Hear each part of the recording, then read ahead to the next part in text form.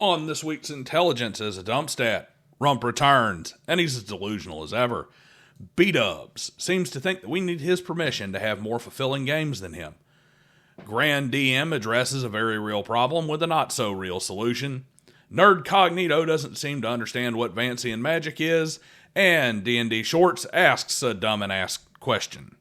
Welcome, friends, relations, well-wishers, and passers-by to Deriving a Dragons.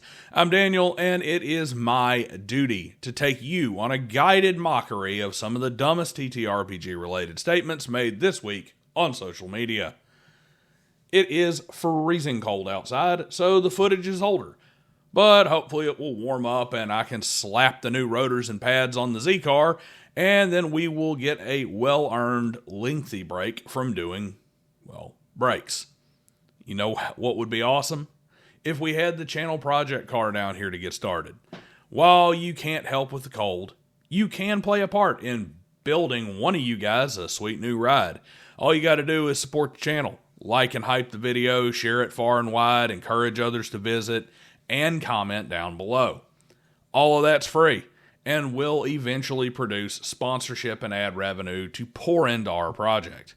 My Patreon, YouTube memberships, and any kind of super chat goes towards the project as well, unless explicitly otherwise stated. I would like to direct your attention away from the channel for a moment, however.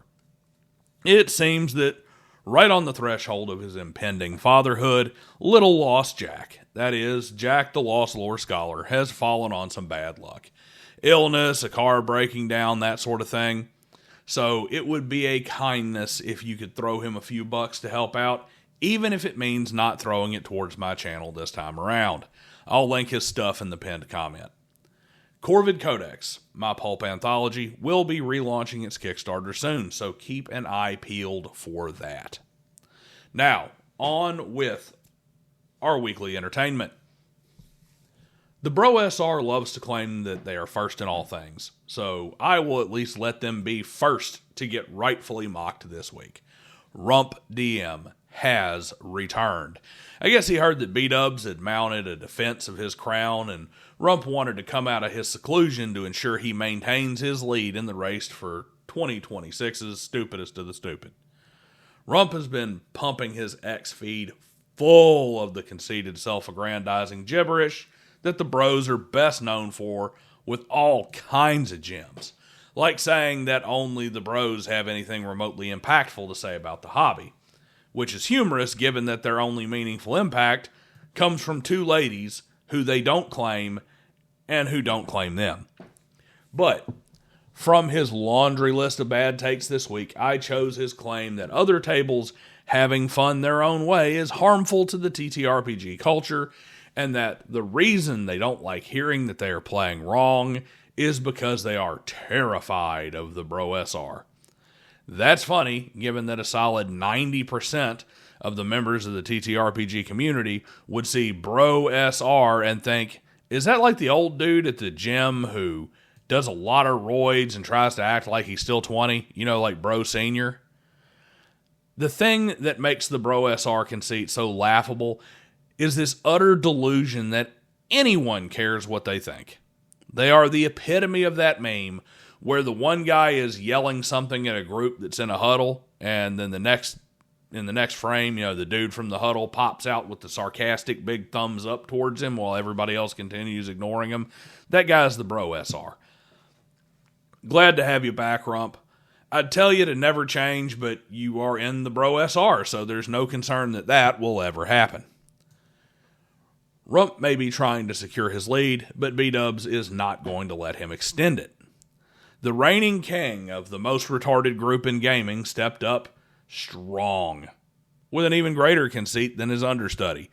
I mean, seriously, guys, this is like Sauron the Stupid and the Morgoth of morons over there in Broville.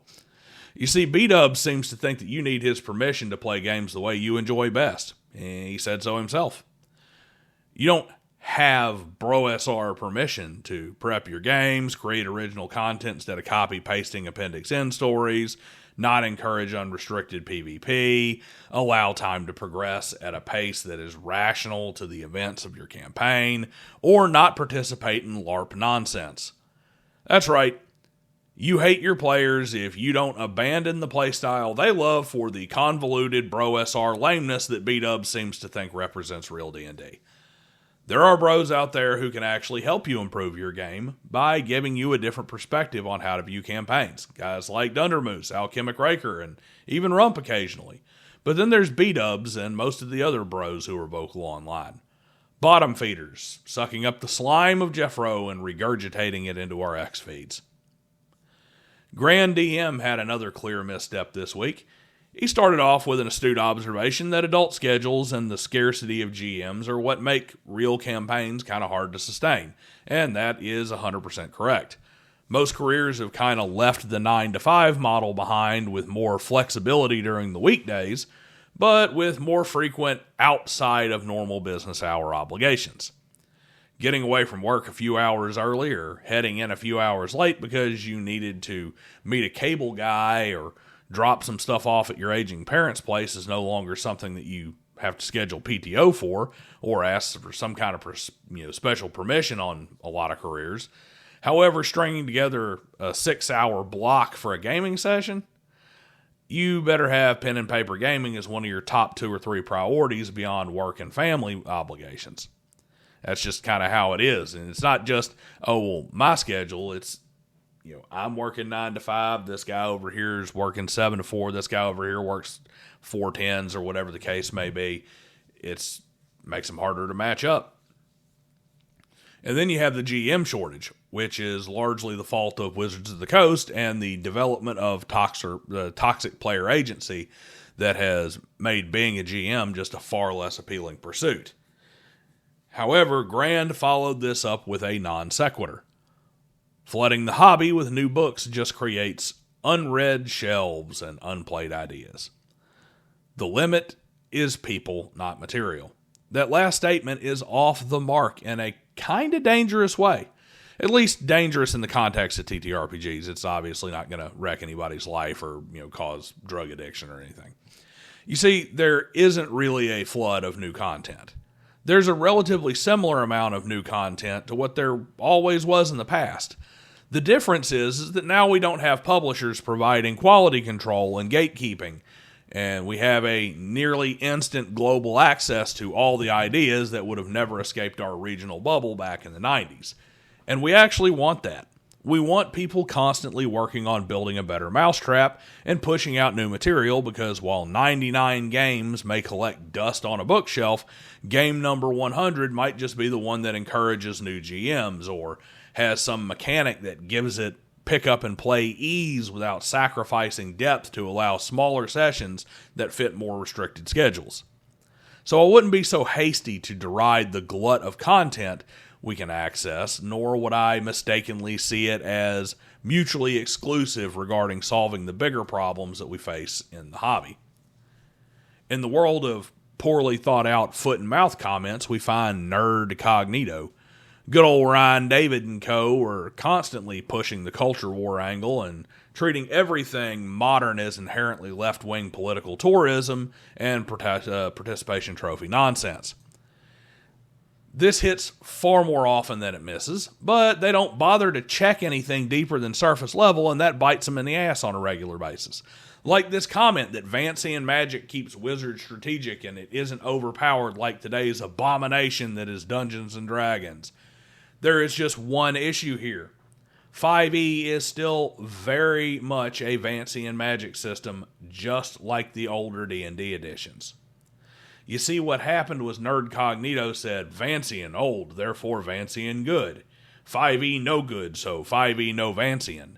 Then they made it into an idiotic post about how the system 5e uses isn't overpowered like the system that 5e uses. The newer, the older systems is not overpowered like 5e is. But this is what happens when you rely on buzzwords and tribalism instead of critical thinking and analysis. Fact of the matter is that 5e is still a Vancian system. It's just a much more permissive and flexible Vancian system than, say, 1st edition, 2nd edition. They're all Vancian. You prepare spells, you memorize them, you cast spells, you forget them, you have to do it again, you have to take a rest. It's Vancian magic. Finally, we come to the other end of the idiot rainbow. We started with the bros. We end with the 5e dungeon tuber slot merchants. D&D Shorts, perhaps one of the most dishonest and disingenuous voices in the modern D&D space, asked a question on X that is just a picture-perfect example of how deeply poisoned the hobby is by toxic player agency. Serious question. And the fact that he asks this question seriously is all the worse. Should DMs have to ask permission to kill player characters? There is so much wrong with that. It just makes me want to dedicate my gaming life to ensuring this idiot never runs another game so he can't ruin any more players with this kind of crap. Look at the language. GMs killing characters. While that is often shorthand, when used in the context of this question, it has the implication that a character suffering the consequences of poor player decisions is somehow the GM's fault. You chose to fight to your last hit point. You could have run away. You knew the gnoll was swinging a sword at you. You chose poorly, and the dice came up higher than your hit points. The DM didn't kill your character, your choices did. And permission? Permission happened when they sat at the table and said, let's play D&D instead of let's play Monopoly. And don't get me started that only 35% said no outright in this poll. The only saving grace is that just 5% of his modern purple hair viewer base said yes in all circumstances. But don't get it twisted. Only a third said that no, a DM does not need permission to kill player characters. This is what's killing the hobby, Grand, not too many new books. And D&D Midget needs to grab generic Jenny and the dungeon dimwits and just disappear from the hobby already. As for me, I need to disappear and find a BC headache powder. And I'll see you guys next week.